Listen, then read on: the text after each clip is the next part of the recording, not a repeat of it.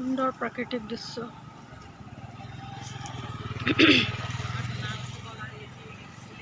গৈ আছোঁ মোৰ ভণ্টি, মামাৰ ছোৱালী আৰু মই তলাতল ঘৰ চাওঁ বুলি গৈ আছোঁ। আজি শিৱসাগৰ পামগৈ আৰু এতিয়া।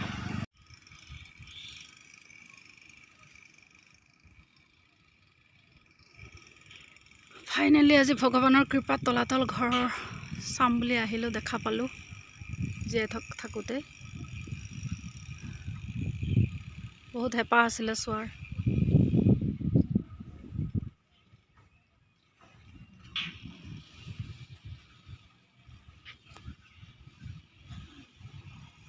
মাস্কখন আঁতৰাই দিয়ক। মাস্কখন অৱস্থা নাই।